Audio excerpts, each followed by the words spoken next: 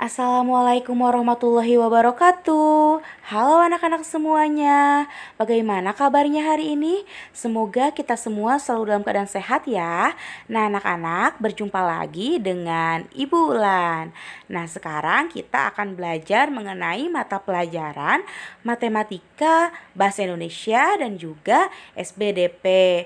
Nah, anak-anak, Ibu ingin memberitahu nih, karena masa pandemi COVID-19 ini belum juga usai, kita itu harus bisa menjaga kesehatan kita dengan tetap menerapkan protokol kesehatan 5M. M yang pertama itu ada apa? M yang pertama kita harus menggunakan masker. M yang kedua kita harus mencuci tangan dengan air mengalir. M yang ketiga kita harus menjaga jarak. M yang keempat kita harus menghindari kerumunan. Dan M yang kelima kita harus mengurangi mobilitas. Nah, sebelum pembelajaran dimulai, alangkah baiknya kita berdoa terlebih dahulu. Berdoa dimulai. Bismillahirrahmanirrahim. Raditu billahi robba wa bil islami dina wa bi muhammadin nabiyya wa rasula rabbi jidni ilman warjuqni fahman. Nah, coba sekarang siapkan terlebih dahulu alat tulisnya seperti buku, pensil, dan alat tulis lainnya. Nah, yang pertama kita akan membahas mengenai mata pelajaran matematika. Materi yang akan Ibu jelaskan yaitu mengenai membandingkan suhu suatu benda dengan benda lain. Nah, anak-anak, sebelumnya apakah anak-anak sudah tahu suhu itu apa? Nah, suhu itu merupakan kondisi panas atau dingin suatu benda. Alat untuk mengukur suhu apa ya? Nah, alat untuk mengukur suhu yaitu termometer. Nah, benda yang terasa panas itu memiliki suhu yang lebih tinggi. Contohnya misal, anak-anak pernah melihat ibu anak-anak sedang memasak? Memasak air misalnya? Ya, pastinya pernah lihat ya. Nah, salah satu contoh benda yang bersuhu panas adalah air mendidih. Tapi, jika benda yang terasa dingin itu memiliki suhu yang lebih rendah. Contohnya misalkan air es. Nah, anak-anak, coba sekarang kita bandingkan antara air es dengan air panas atau air hangat. Nah, tentunya suhunya itu berbeda. Air panas memiliki suhu yang lebih tinggi, sedangkan air es memiliki suhu yang lebih rendah.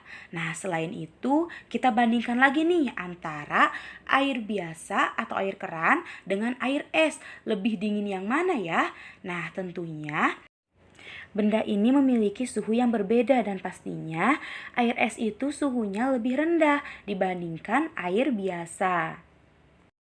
Nah, anak-anak, sekarang Ibu masih punya contoh nih. Lihat ya, Ibu memiliki panci yang disimpan di kulkas dengan panci yang disimpan di atas kompor menyala. Nah, menurut kalian semua, suhunya akan sama atau beda? Ya betul, suhunya akan beda ya. Suhu panci yang disimpan di kompor itu lebih tinggi dibandingkan panci yang disimpan di kulkas. Kenapa? Karena panci yang disimpan di kulkas itu termasuk benda yang bersuhu dingin, sedangkan panci yang disimpan di atas kompor menyala itu merupakan benda yang bersuhu panas. Nah, selain itu di sini Ibu juga memiliki contoh nih. Coba perhatikan ya. Di sini ada es krim, es teh dan juga es jeruk. Selain itu, Ibu juga memiliki kopi hangat, teh hangat, dan juga sup hangat. Nah, dari keenam benda-benda tersebut, jika dibandingkan suhu mana yang lebih tinggi dan suhu mana yang lebih rendah. Nah, ternyata sop, kopi, dan teh hangat suhunya lebih tinggi dibandingkan es krim, es teh, dan juga es jeruk. Es krim, es teh, dan juga es jeruk suhunya itu lebih rendah karena es krim, es teh, dan es teh jeruk itu merupakan benda yang memiliki suhu dingin, sedangkan kopi hangat, sup hangat, dan teh hangat memiliki suhu panas. Nah, selanjutnya kita akan membahas mengenai mata pelajaran bahasa Indonesia. Materi yang akan Ibu sampaikan yaitu mengenai kosakata, cara menyampaikan ungkapan perkenalan diri, dan keluarga di depan orang banyak. Nah, sebelumnya apakah anak tahu mengenai kosakata itu apa? Nah, kosakata itu merupakan kumpulan kata yang merupakan bagian dari bahasa tertentu dan digunakan untuk menyusun kalimat. Contohnya seperti membantu, masak, bernyanyi, kakek, nenek, jujur, sombong, janji, dan lain sebagainya. Nah, selain itu di sini ada keluarga. Nah, keluarga itu terdiri dari keluarga inti, yaitu ada ayah, ibu, dan anak. Sedangkan keluarga besar terdiri atas kakek, nenek, paman, dan bibi. Anggota keluarga kita ada yang berjenis kelamin laki-laki dan ada pula yang berjenis kelamin perempuan. Nah, lalu bagaimana sih cara menyampaikan ungkapan perkenalan diri untuk keluarga itu? Nah, yang pertama kita harus ucapkan salam. Lalu yang kedua, sebutkanlah namamu itu siapa. Yang ketiga, sebutkan nama ayahmu siapa. Yang keempat, sebutkanlah nama ibumu siapa. Nah, jika ada, sebutkan juga nama adik atau kakakmu. Dan yang terakhir, ucapkanlah terima kasih. Nah, anak-anak di sini ibu memiliki cerita yang berjudul Keluarga Kecilku. Nah, di sini ceritanya itu ada seorang anak sedang memperkenalkan keluarganya di depan orang banyak. Oke, sekarang ibu akan bacakan ya. Assalamualaikum teman-teman. Perkenalkan, namaku Siti. Aku mempunyai ibu, ayah, kakak laki-laki, dan juga adik perempuan. Ayahku bekerja sebagai guru, ibuku ibu rumah tangga, kakakku kelas 5 SD, dan adikku belum sekolah. Kami semua memiliki kesukaan yang sama, yaitu bernyanyi.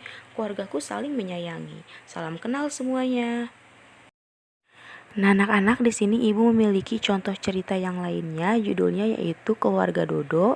Nah, di sini ceritanya itu Dodo sedang memperkenalkan keluarganya di depan orang banyak. Oke, sekarang ibu akan bacakan ya, anak-anak. Coba perhatikan. Hai teman-teman, Assalamualaikum. Perkenalkan, namaku Dodo. Aku mempunyai keluarga dan keluargaku tinggal satu rumah denganku. Ibuku bernama Fatimah, ayahku bernama Jujun, kakak perempuanku bernama Siti, kakekku bernama Didin, dan nenekku bernama Tia. Pamanku bernama Deagi dan bibiku bernama Enda. Aku sayang mereka semua. Salam kenal teman-teman. Nah, dari kedua cerita tadi, kosakata apa saja yang digunakan? Yaitu ada ibu, ayah, kakak, paman, bibi, kakek, nenek, nama, pekerjaan, dan juga hobi. Nah, selain memperkenalkan keluarga, ada pula cara menyampaikan ungkapan perkenalan diri di depan orang banyak, yaitu sama halnya dengan ungkapan perkenalan keluarga, seperti cara penyampaian perkenalan diri. Yang pertama, kita harus menyebutkan nama lengkap, lalu sebutkanlah nama panggilan, dan sebutkanlah umur, lalu sebutkan alamat rumahnya di mana, lalu sebutkan nama ibu dan ayah kita siapa, lalu sebutkan nama saudara, kakak atau adik jika punya, lalu sebutkan hobi dan juga sebutkanlah cita-cita kita itu mau menjadi apa. Nah, anak-anak di sini ibu mempunyai cerita yang berjudul Aku Bernama Lisa. Nah, Lisa ini itu dia sedang memperkenalkan dirinya ya di depan teman-temannya. Oke, ibu akan bacakan ya ceritanya. Hai teman-teman, perkenalkan namaku Lisa Edaningrum. Teman-teman bisa memanggilku Lisa, umurku 7 tahun. Alamat rumahku di Cideng nomor 30. Aku mempunyai ayah dan ibu bernama Munaro dan Tono. Aku mempunyai adik perempuan bernama Tusi. Hobiku menggambar dan aku ingin menjadi pelukis. Senang berkenalan dengan teman-teman semuanya. Nah, anak-anak, dari cerita tersebut bisa diketahui bahwa kosakata yang digunakan pada perkenalan diri itu ada nama, umur, hobi, alamat, cita-cita, ayah, ibu, adik, ataupun kakak. Nah, selain itu, dalam memperkenalkan diri pun sangat penting memperhatikan hal itu, seperti postur tubuh harus tegak, harus tersenyum, lalu tataplah teman-teman kita dan gunakan bahasa yang sopan, santun, dan juga baku. Nah, dalam hal ini, penyampaian perkenalan keluarga dan diri sendiri itu sangat penting agar teman-teman baru kita mengenal kita dan tahu asal-usul kita. Karena tak kenal itu maka tak sayang. Jadi, haruslah berkenalan agar timbulnya rasa sayang antar teman. Nah, seperti itu ya anak-anak semuanya. Nah, setelah kita belajar mengenai mata pelajaran matematika dan juga bahasa Indonesia, sekarang kita akan membahas mengenai mata pelajaran SBDP. Materi yang akan Ibu jelaskan yaitu mengenai pemanfaatan bahan-bahan yang berasal dari barang bekas. Nah, sebelumnya, apakah anak tahu barang bekas itu apa? Nah, barang bekas itu merupakan barang yang sudah tidak terpakai atau tidak dibutuhkan lagi oleh pemiliknya, namun belum tentu barang itu tidak bisa digunakan lagi. Nah, oleh sebab itu, biasanya barang bekas ini sering dimanfaatkan untuk membuat kerajinan. Mengapa sih kreasi barang bekas itu masih dimanfaatkan? Nah, karena dengan pemanfaatan barang bekas maka akan berkurangnya limbah serta kita bisa menjadikan barang bekas itu sebagai penghasilan. Contohnya karya dari barang bekas. Misalnya di sini ada pemanfaatan berbagai macam dari barang bekas. Contohnya di sini ada tas, lalu ada tempat pensil, lalu ada juga rak serbaguna, serta di sini juga ada rak sepatu dari kardus, lalu pot dari botol aqua bekas, ada hiasan bunga dari botol aqua bekas, lalu ada tirai dari botol aqua bekas, ada jam dari koran bekas, lalu ada bingkai juga dari sedotan, serta ada celengan dari kaleng bekas. Nah, barang-barang tersebut yang awalnya hanya sampah ternyata bisa menjadi suatu karya yang bagus dan tentunya dapat menghasilkan uang, dan barang bekas itu pun menjadi bermanfaat buat hidup kita. Sekian materi yang bisa Ibu jelaskan. Jika anak-anak ada yang tidak paham, boleh ya tanyakan di kolom komentar. Terima kasih. Wassalamualaikum warahmatullahi wabarakatuh. Sampai jumpa.